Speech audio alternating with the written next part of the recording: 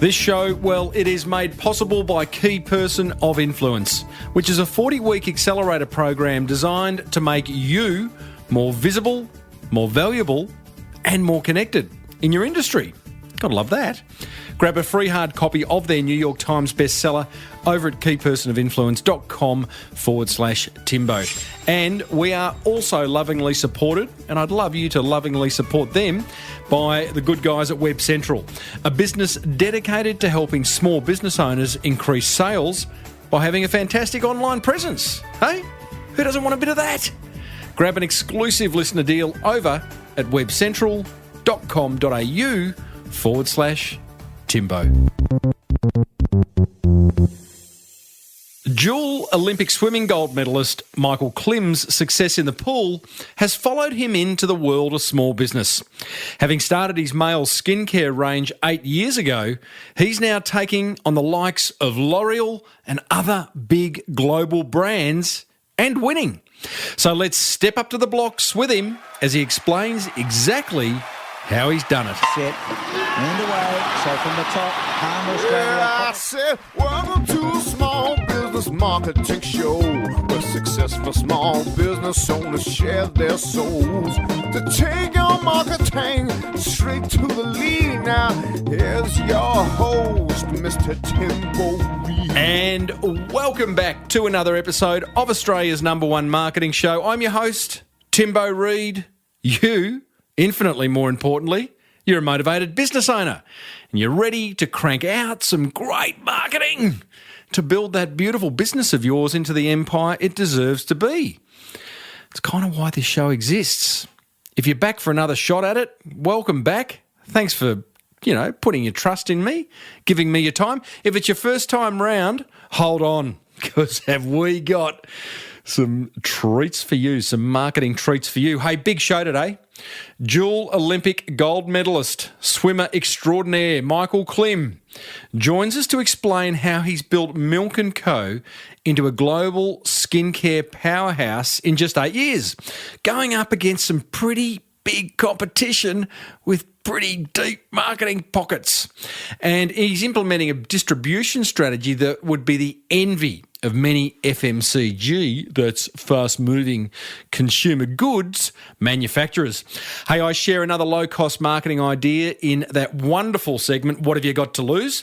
Today's idea will help you send more traffic back to your website, and we go not so deep into the small business big marketing vault, revisiting a recent past episode in which we caught up with Michael Gerber, the grandfather, or the godfather, more like it, of small business consulting, who had some pretty strong opinions about what most small business owners are getting wrong and what we can do about it. As per usual, there is marketing GOLD dripping from the ceiling over here at Small Business Big Marketing's HQ. So let's get stuck right in. Coming up, I share another easy-to-implement marketing idea in that wonderful segment, What Have You Got to Lose? But for now, let's head poolside. Well, it's not really poolside, but, podcasting, theatre of the mind and all that stuff, for a chat with dual Olympic swimming gold medalist Michael Klim, who, for the past 8 years, has been growing his skincare business, Milk, which is Klim spelt backwards. Isn't that clever? Now, I've got to tell you, team, just while no one's listening, I was a bit of a fanboy of Klimmy back in the day. I was a swimmer myself for school, nothing else. But boy, oh boy, wasn't he a rock star? Absolute gun swimmer. Now, he first appeared on this show way back in episode 6. This is episode 343. Back then, Milk Co, as it is now called, it was only called Milk back then, had just 3 SKUs, stock keeping units for the uninitiated. It now has over 60, covering men's, women's and babies products. Combined with some solid distribution through Coles, Woolworths, Chemist Warehouse and David Jones, Michael really is taking on the big boys in what is, you got to admit it, an insanely competitive marketplace, that it really is marketing driven as well. What marketplace isn't? We cover plenty of ground in this chat, including how Klimmy has applied his time as an Olympian to growing a successful small business. We talk about the power of goal setting. I ask him how his public profile has helped grow his business. He shares his biggest challenges and hurdles. Yep. Even Olympians have them. Boy, that's reassuring, isn't it? It's like that SAS soldier I interviewed a few weeks ago who said he was absolutely you-know-whatting himself when he launched his first small business. Love that. We're all human. Plus, we cover plenty more ground. Michael's also very kindly offered a listener discount at the end of this interview. And it's a very, very generous one on all milk products. Got to love that. So be sure to hang around for that. No fast forwarding, okay? Okay? Promise? Good. Okay, we've got that straight. I started off by asking Klimmy to wrap some numbers around where the business is at right now. So Milk Co now is, I guess we would be regarded as probably the biggest male skincare brand in Australia. It's Australian owned and Australian made. So within the grocery, we have a share of about 8% of the grocery skincare market. That's, competing with some of the bigger guys like Procter and Gamble and L'Oreal and those sort of bigger guys. So it's certainly for us, it's been a great achievement where we've, as I said, 3,000 doors domestically that we service in about 13 different countries around the world. Very strategic, and it's been a work in progress, trying to get into different export markets and doing it well and effectively. So, yeah, the brand has certainly evolved. We have around 60 SKUs, where when I spoke to you, we only had 3. Yeah, you did. So, and now we service from, like before, we're very specialised in where we distributed. We were in Myer at the time and some selective pharmacy. Now we distribute through Coles, Woolies, some of the major pharmacies such as Priceline and Chemist Warehouse, of course. Some of the health food stores such as About Life.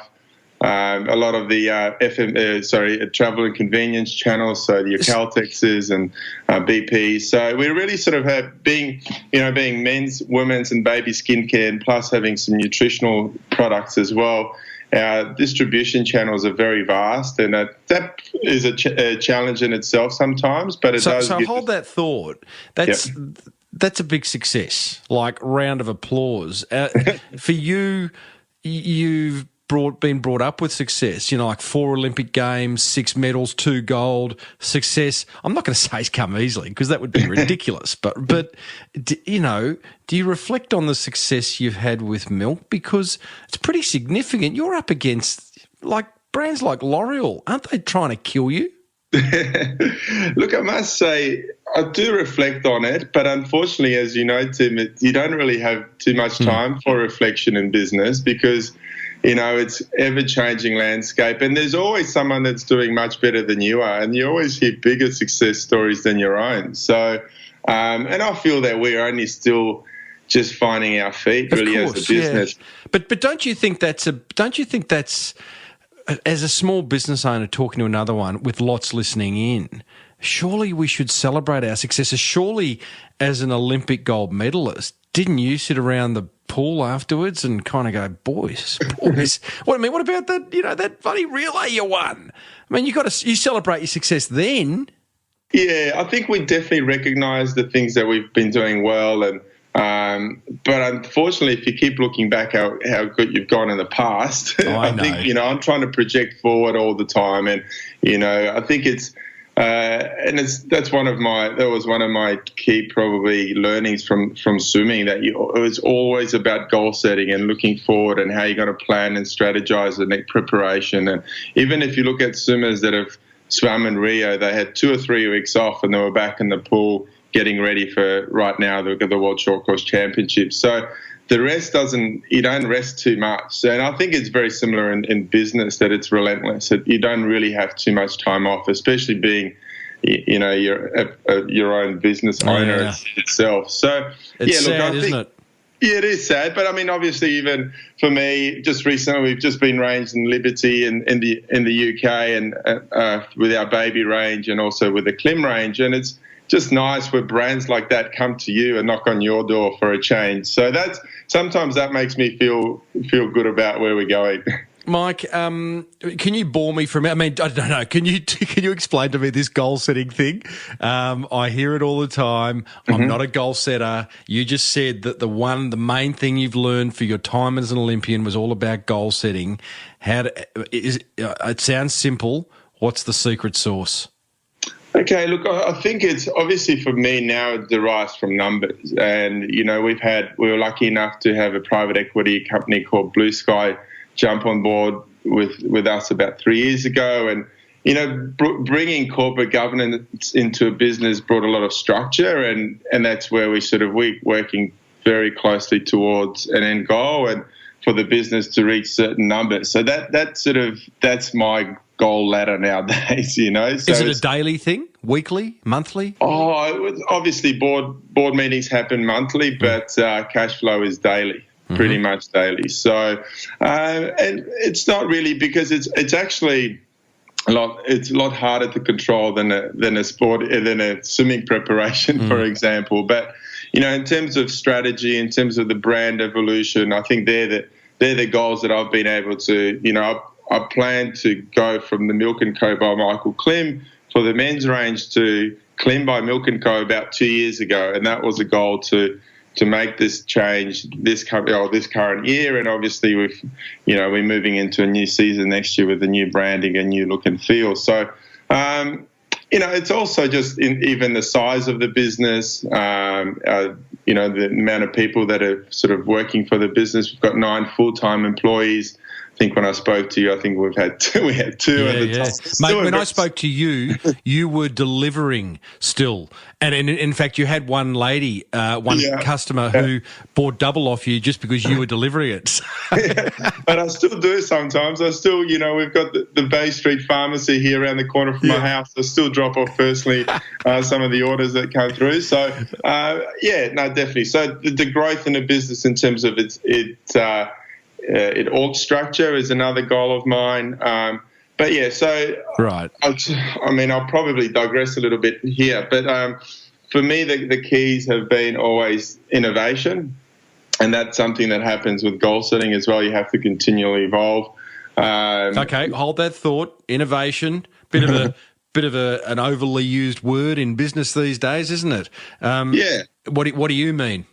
And it can be anything, you know. Obviously for us, it has to be innovation within the product itself. So if it's ingredients, if it's application, if it's efficiency, etc., and then also innovation within the marketing sense. So how does that play out? I had a guy on about 6 weeks ago, Ant Morell. He owns Bounce, all those kids' indoor playgrounds. Yes, I know it well. You know it well, of course. You've got 3 kids, mate. So Ant has a guy in charge of innovation. He encourages his staff to constantly innovate, to feed back ideas. And his secret sauce was he actions some of these ideas. He at least researches them, tests them, and then implements them. How does innovation play out within milk? Well, obviously, there's continual being in skincare and cosmetics. There's so much R&D that happens globally, and we work very closely with our suppliers on probably the smallest level, on even new ingredients within a sunscreen, for example, or reducing the irritants in any other products and preservatives, etc. So that's where the actual, on the bottom line, that's where the innovation occurs, and obviously applications, so improving our packaging, and then moving into the labeling. So obviously rebranding. For us, the way we market now, it's slightly different to what we used to. So that's how we sort of innovate.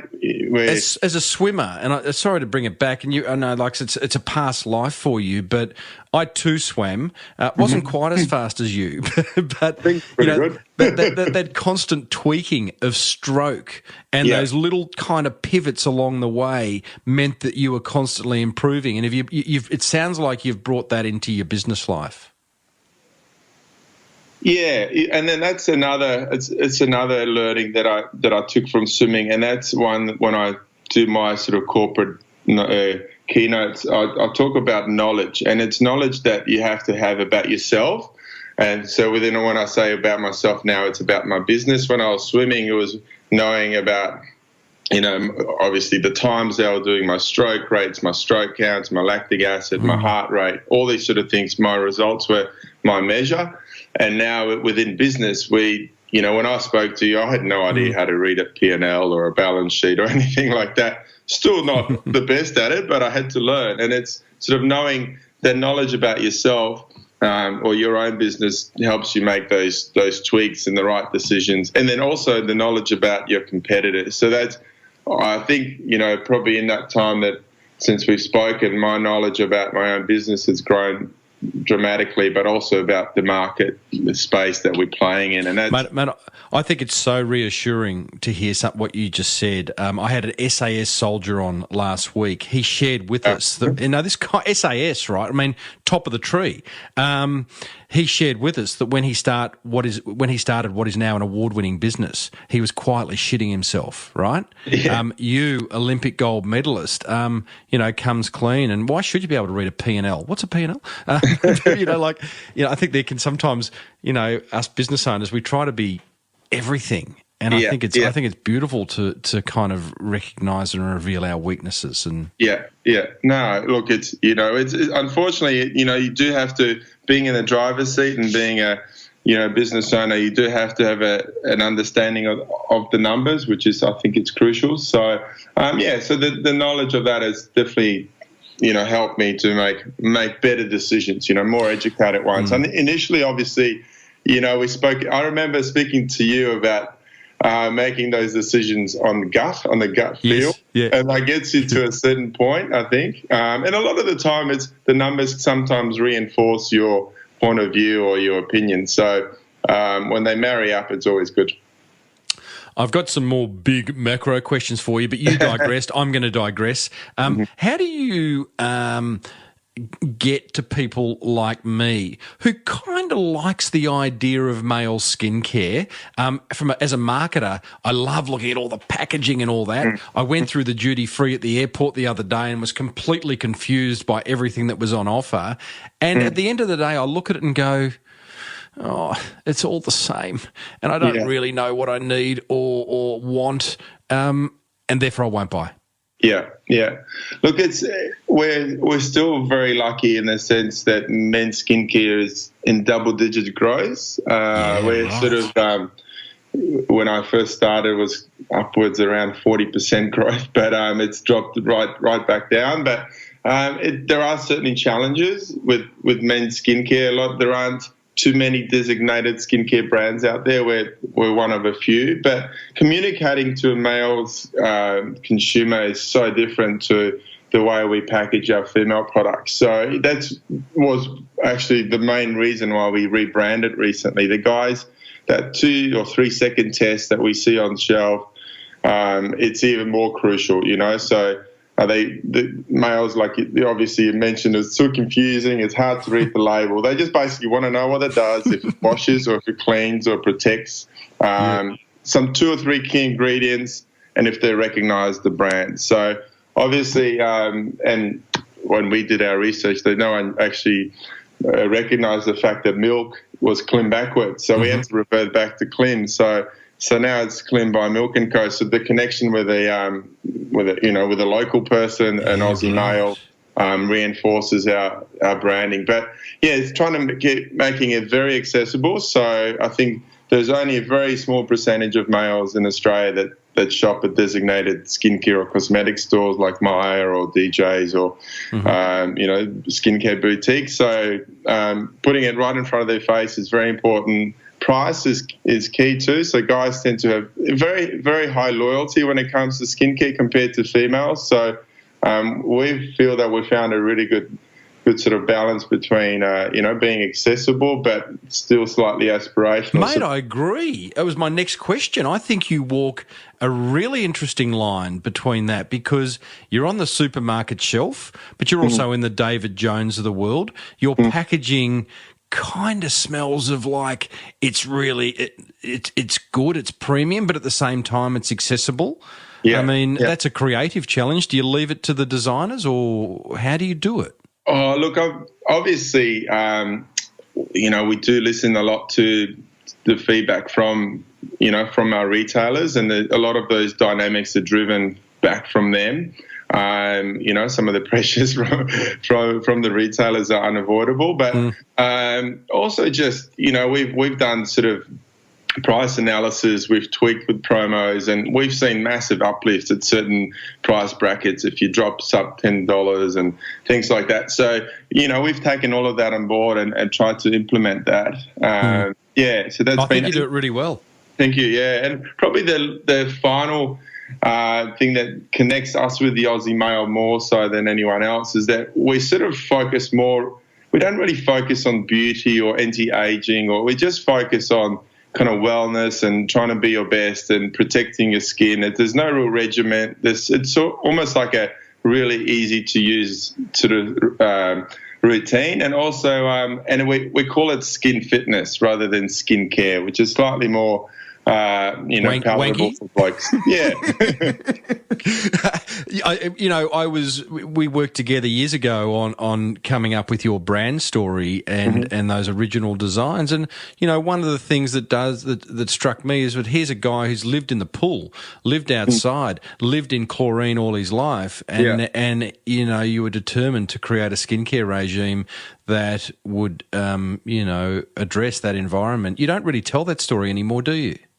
Well, no, certainly I do. Or is it implicit? Yeah, it's obviously that my sporting history and some of that experience. It's a very exciting time for us. We've just launched a new SKU in our range. It's called we're calling it the Klim Swim Wash. So it's specific to fighting chlorine and salt. So for everyone that's getting busy this summer, most people will be swimming in chlorinated pools and having a surf, and that's kind of bringing back to that experience that I had, through my sporting years. So, obviously through the brand story, I try and convey that. But most people, hopefully now with the brand being called Klim, would understand where my heritage lies. Was that a big decision for you, that changing of, you're going to change the name of something, you've got to redesign everything. There are small business owners listening who haven't updated their logo in 110 years.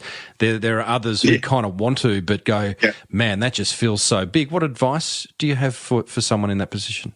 Look, I think it's evolution of a brand is crucial, and we actually spoke to our retailers about it. First of all, we did focus groups, we did a quant and a qual study as well, and then internally, obviously. So I think that as our brand was growing as a whole with different categories, the male wasn't distinctive enough, the male offer, I should say. So something needed to be done. It was starting to get lost on shelves. So really, we analysed everything, and once you have that, it comes back to that knowledge, right? And if you have all the, the reinforcement from why you're initially thinking about a rebrand or a change, and if it reinforces, then do it. A lot of people, and it's funny, I have this argument with my dad, because we've got a swim school in Richmond, and it's called Klim Swim, and he's had the same logo since 1999.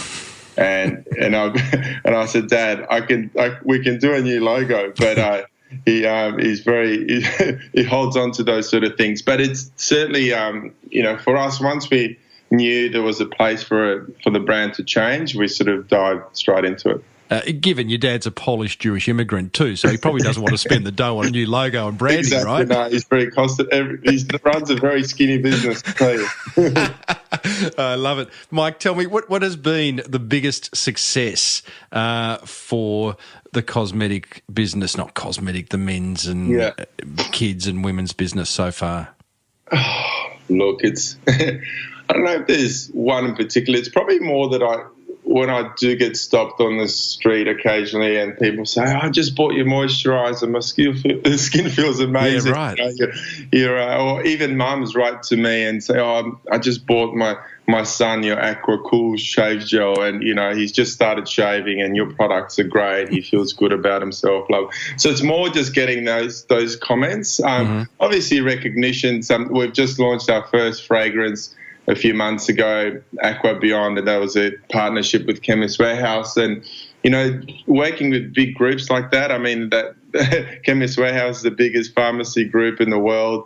about to turn $5 billion Wow. in the coming year. So working with those kind of guys, I think reinforces, and it's a great achievement. But I never thought I'd be doing a fragrance. So seeing a billboard and on the West Gate and in some of the major arterials was a nice Oh, feel. you'd love that. Tell me about working. There's only so much you can say. I get it, and I hear some terrible stories about working with the big guys, the chemist warehouses, the Woolworths, the Coles. I mean, we only have to talk to Daniel Flynn from Thank You, and he bites his tongue every time. I mean, mate, there are FMCG companies out there who have dozens of people working, brand managers and everything else working with these supermarkets to get pole shelf position. I mean, how's it been for you?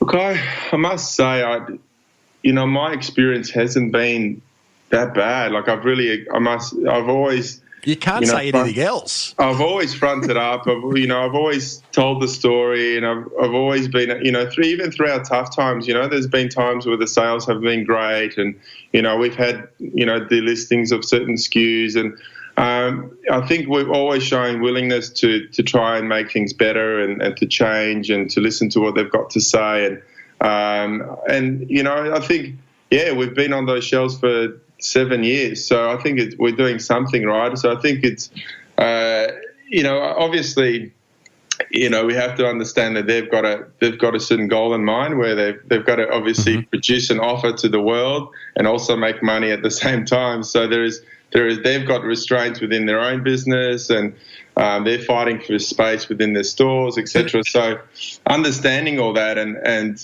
working with those buyers is key. It's brutal out there. I mean, Daniel Flynn tells the story of when they launched Thank You Baby range and the Thank You Nappy range. Yeah. I mean, he was having his merchandisers report back to him that some of the other bigger nappy brands, won't say who, had actually gone and positioned their product on the floor in front of Daniel's product. Like it's war out there. That's dirty. That's a dirty tactic. Yeah.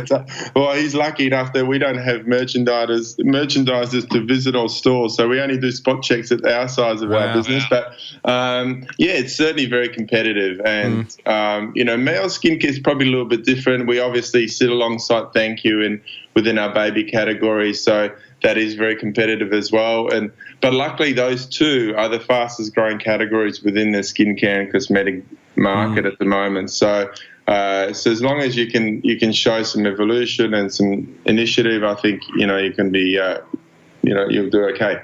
You've gone from 3 SKUs to 60 in 8 years. How much is your public profile attributed to that?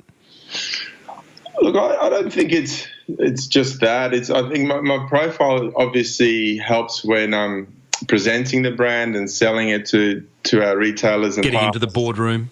Yeah, I think it's people want to know that the story is genuine, and the amount of comments I get and people say, "Oh, I didn't think that you were so hands-on with the business." And I said, "Well, I sold my house and invested. What you see is it's actually probably some crushed up bricks, but it actually means a lot to me. I've been there from inception and certainly hands-on. My role has changed a little bit, but certainly across everything, and still enjoy the selling part of it. And I think it does carry some volume, because it's sort of when you see the founder still being passionate about the product and trying to do good with the brand, I think it certainly makes a difference. Yeah, okay. You operate in an incredibly crowded marketplace. Who doesn't? When we last spoke, you had some interesting marketing tactics going. I want to know how you continue to stand out. When we last spoke, you were doing something with mothers groups through a crowd called, I think it was Vibe Village, which I thought was really clever. You were getting into mothers groups all around Australia and having them sample your product. I think you're about to tap into swimmers. Maybe you've left it until this new product that you just mentioned earlier has come out. But how are you standing out? You're not running big TV campaigns or anything? Well, we just did recently, actually. We just had a bit of a TV campaign with the launch of the Aqua Beyond fragrance with Chemist Warehouse. So we had just around sort of Father's Day, we had a few TVCs out there. But sort of maybe turning back the clock a little bit, we certainly do Through our baby range, it's very sort of digitally orientated. So it's obviously that's where mums do spend a lot of their time, and they do a lot more research than men. Mm-hmm. So we focus a lot of our advertising. We did have a TVC for the baby range that ran sort of end of last year and up to about March and April of this year. So we did play with TV. Men, must say, the types of media they consume the most is outdoor and TV. So, that's kind of where our attention has been. But in terms of, we did sort of tack on to the swimming sort of, when we did that quant and qual research, we found that the number one activity that our consumers actually do is swimming. So we would have been remiss of us if we didn't sort of invest our marketing money into that, that sort of sport. So we do sponsor the Australian Swimming Dolphins now, so the Australian swimming team. We also are the naming rights sponsor of the World Series Swims, which is a 6-event ocean water swimming series around Australia. So that's sort of, that helps us. It's very obviously wholesome Australian, some very iconic locations from Bondi to Noosa to Coolangatta, St Kilda. So we we look after the grassroots of the sport there, where we have some free events for the kids, and we promote elite swimmers, but more importantly, the weekend warriors. So we're really sort of encouraging a healthy outdoor lifestyle. So our connection. Let's just break those two things down, because you've mentioned TV advertising and sponsorship, two areas which potentially for the small business owner are bottomless pits. Let's just touch on TV. One of the things with television advertising I always say is there's a reason big brands pay big agencies for big ideas, right? With big budgets, because TV advertising is hard to get right. Was it successful for you? Definitely. I mean, we were very lucky that this was sort of very strategic in a sense. We only used it for the launch of the Aqua Beyond, so Chemist Warehouse was a joint activity with them, and we were hoping that sort of that brand awareness would flow on to the skincare range. And we've just had some numbers back from that advertising, and it's been brand awareness is as high as we've ever had it. And we've certainly have uplifts in sales. We've regained store listings and numbers through other retailers because of that as well. So the ROI is very hard to measure initially. I think it's better measured in quarters and then even in the following season as well. So I must say, from our point of view, it's been money well spent. I haven't seen the ad, Clemmy, but I surely with the rig that you've got and that ball dome of yours, are you emerging from the ocean? Oh no, it's actually okay. I have to. This is obviously, I was going to say a secret, but it's obviously going to a very large audience. But we were obviously, being a small business, we did it on a very tight budget, and we literally had to edit our behind-the-scenes footage and add some extra content there to make it like a multi-million-dollar perfume production. And we were just recently we're compared to the Kenzo perfume ad on the Gruen transfer. So we obviously did something right, but our budget was close to $50,000 compared to $1 million by Kenzo. What kind of media spend did you put behind a $50,000 television commercial? So the TVC was close to about a bit over $200,000. Okay. Yeah, that's about right. 25% production budget. Yeah, and then there was, that actually included all the stills, etc. So obviously content for that. That was only just for the TVC. So we had some print as well, some digital panels around the place. So it was pretty, as I said, there's the most ability you had. Let's talk Dolphins sponsorship. Sponsorship in general, again, the thing that I see with sponsorship where small business owners get it wrong is that they go, here's the check to the local footy club or to the sporting team or to whatever it is, and then they sit back and they think their work is done. But really, that gives you an entry into that sporting club. You've then got to make it work. How do you make your sponsorship work, for example, with the Dolphins, like, on the ground?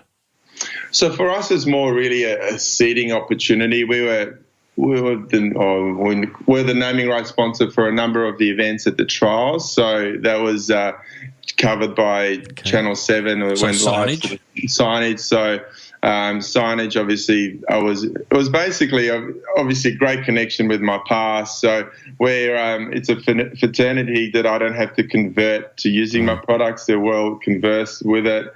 They've tried it already. So it's really just a reinforcement for us to show that we are supporting our swimmers in the move to the Olympics. But it's sort of so we look at grassroots, weekend warriors, and elite. And if you look at most brands, so your Nike, even Speedo, for example, they have the super suit, which only a small percentage of swimmers actually wear, and they sell them. But they make the biggest buck is from people that just do lap swimming, and also a tiny little bit from learn to swim. So we still have to be seen to be aspirational to have Australia's best swimmers using my products, but we're actually selling our products to the guys that are doing their 2K or 1,500 metres every 2 or 3 times a week. Yeah, right. Okay.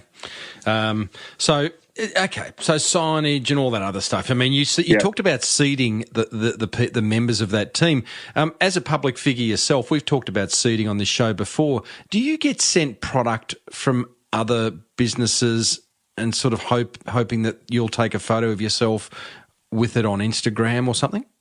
Well, look, this whole influencer seeding landscape has just changed so much in the last years. And, you've got male bloggers, male influencers, and so specific in some areas that a lot of them they won't post anything unless they get paid really anymore. So obviously, I do receive gifts every now and again. And, most of the time, obviously the generosity of the brands, I'm happy to support them. So, but yeah, a lot of people just won't post anything unless they get paid. So, what's your view? Look, I think he's as a brand, when I send stuff to even friends, I send it to them without the expectation that they will. Yeah. But if they do, it's a bonus. So I think, you can't assume that they will. The guys at Frank Body Scrub shared their seeding strategy, which was to send a parcel of their product with a Polaroid camera. And get people to take photos of themselves and then post those shots everywhere. So horses for courses, but I agree with you. I think intention is everything. I think if you do it with the right intention in mind, then you'll get it. I'm going to send you a small business big marketing hoodie, which mate, if you could wear it for the next week, that'd be really cool. Thanks, mate. Put it off the tally for you. Yeah, that's right. And a coffee mug. That's it. Hey, Klimmy, mate, I love talking to you, mate, and I just think it's just such a success story. I don't get many guests back on, but when you've gone from 3 to 60 SKUs in that amount of time and done all those other wonderful things within the business, I think it's fantastic. I always like to finish with 5 quickies unrelated to anything we've spoken about. Sure. What frustrates you? Oh, what frustrates me? A lot of things frustrate me. I think I'm just the way my dad drives. I just got out of the car with him, so that would be one of them. Not good. Do you say anything to him when something frustrates you? This is part 1. This is part 2 of the first question. When something frustrates you, do you say something or do you let it simmer? Oh no, I'm one of those people that probably speak up about it within reason. So, because if he gets too nervous, we'll have a crash. So, yeah, right. I think that implies to all the other things as well. You have to be measured with your reply. Now, question 2: you are a fashionista. You love your clothes. You love your threads. What's your favourite item of clothing? Oh, I love a brand called Basic, and and obviously the name speaks for itself. So I don't take too many risks when it comes to fashion, but I love. I do. I've seen your shirts, mate. I know. Come on, mate. I'll do the jokes, Clemmy. You wouldn't believe it, but just a plain black tee, mate. Everyone's got to have a good black tee. Yeah, okay. Oh, thank you for that. I'll go out and get one because I do have one. Can I tell you? I went to I'm a child of the 80s. I love 80s music. In fact, wait for question 5. I went to the Howard Jones Kim Wilde concert last week at the Palais, and I bought a black Howard Jones T-shirt. Does that count? No, I said plain, mate. I said plain. My wife reckons I look like a roadie in it. Question 3, Derek Zoolander or Hansel Oh, I'd say Hansel. I had you at Hansel every day of the week. Thank you very much. What's on top of your bucket list? On top of my bucket list, there's a surf trip in there that I've been sort of keeping an eye out for quite some time, but I've got a few things going on at the moment. So yeah, right. The Mentawais is a surf trip with the boys that's on my bucket list at the moment, but Iceland and Guatemala as well. Nice, okay. And to finish off, what's the number one song on your gym playlist? Right now, Dancing on Your Own, but the original by Robin, and at the moment I don't know who sings the cover, but that's on my bucket list at the moment. What about when you were in the pool? What was your number one song? I used to listen to Prodigy, Pressure. Yeah, I'm the fire starter. Yeah, that's it. Right, that is one of the great tunes, isn't it? Yeah, underplayed, I reckon. Get me fired up. Oh yeah. Hey, Clemmy, thank you, mate. For everyone listening, milkandco.com.au is the website. Clemmy, I should have asked you before we started, but is there a little promo code that my listeners could kind of enter for something special, or you don't do those kind of things? No, we do. We've actually got at the moment, there's a Christmas promo, so everyone gets 25% off anyway. So for the next 12 days, jump on there. So what about after that? Because podcasts, they have a long tail. Absolutely. So why don't we make it? We'll make it Timbo. Timbo, and you'll get ongoing 25% off until the end of the year. Till you change your mind, mate. Exactly, that's great. until we run out of stock. Yeah, correct. Hey, thank you, buddy, and I wish you all the success for the future. Thanks, Timmy. Appreciate it. Oh, there you go. I wasn't acting too much like a fanboy, was I? I love Clemmy.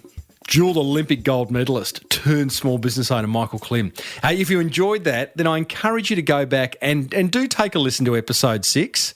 It was an episode I did with my old co-host Lukey, where Clemmy shares some great insights into that first year of launching Milk way back in 2009. Also, just a reminder that you can get 25% off. How generous is that? All purchases over at milkandco.com.au by using the discount code Timbo, and I'm pretty sure it'll be available post the new year, so into 2017. Give it a go. Now, coming up, I share my top 3 attention grabbers from that fireside chat with Michael. But first, here's a word from 2 businesses that want to help build that beautiful business of yours into the empire it deserves to be.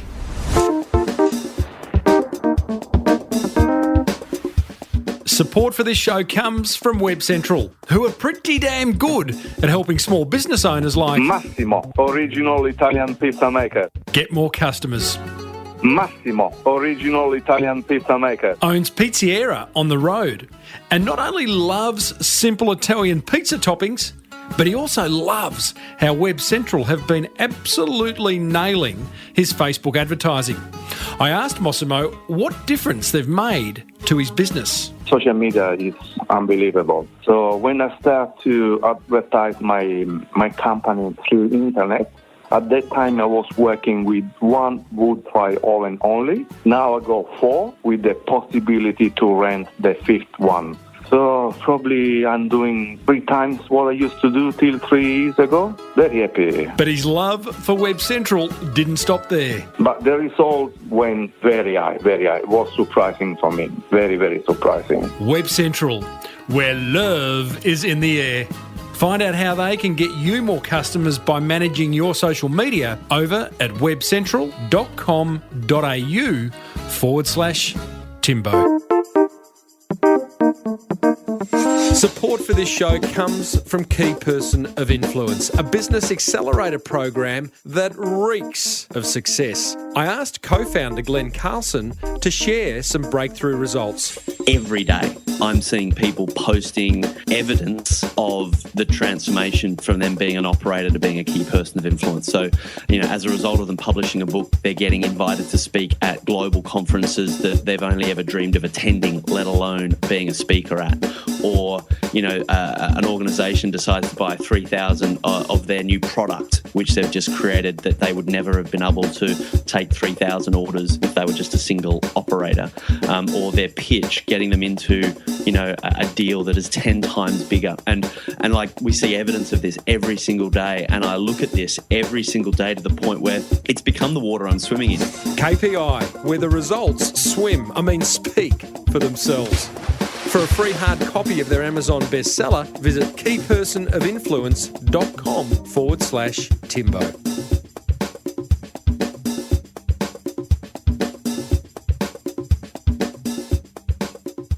Okay, my top 3 attention grabbers following my chat with Michael Klim. Number 1. Set goals, I suppose. As boring as this may sound to some, including me, yes, I've got my hand way in the air. I'm just such a poor goal setter.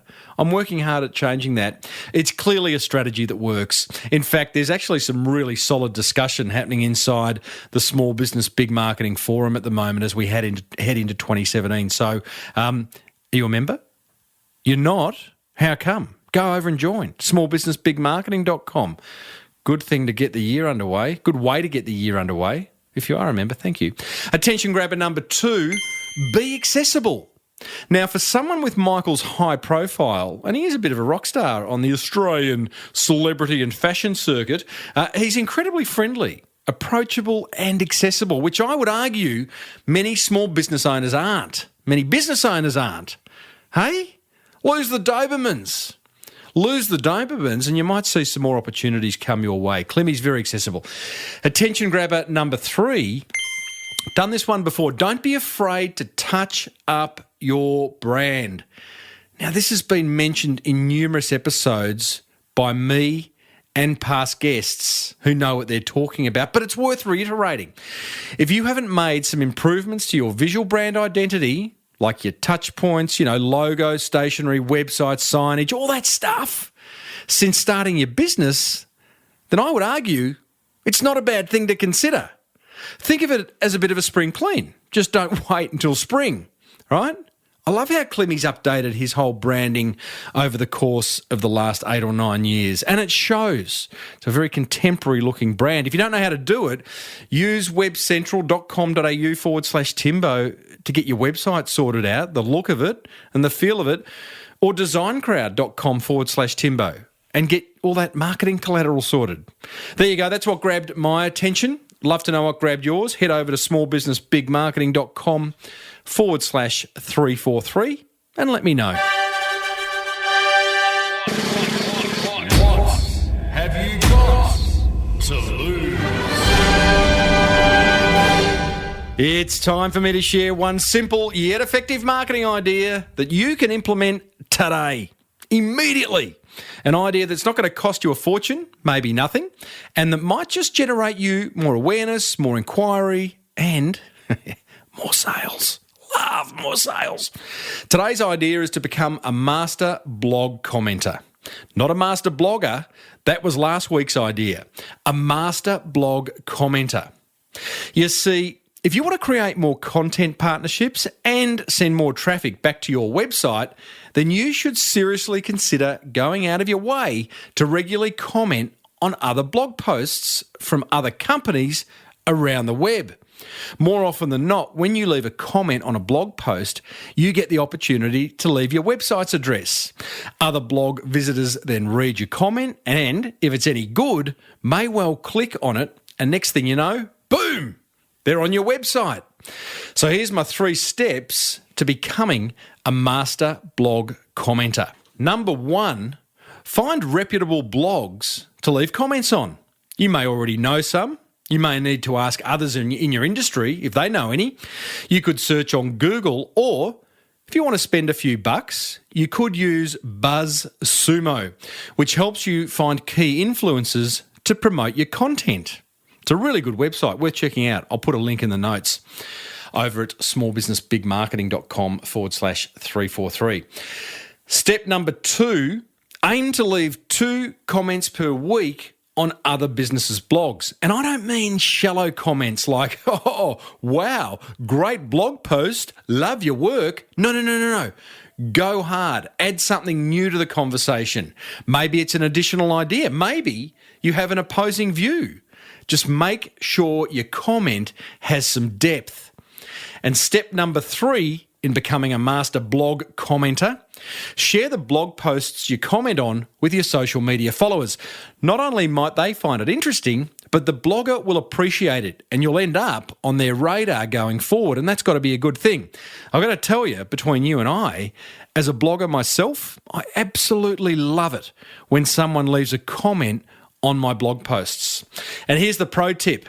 Bookmark the blogs you comment on and make a point to revisit them often. Or if you can, register to receive each new post as they get posted. As always, there'll be links in the show notes to the resources I mentioned over at smallbusinessbigmarketing.com/343. And if you'd like some help implementing any of the ideas I share in this segment, go ahead and join the Small Business Big Marketing Club, where I personally support you on your marketing journey. It's got to be a good thing, doesn't it? So, what have you got to lose?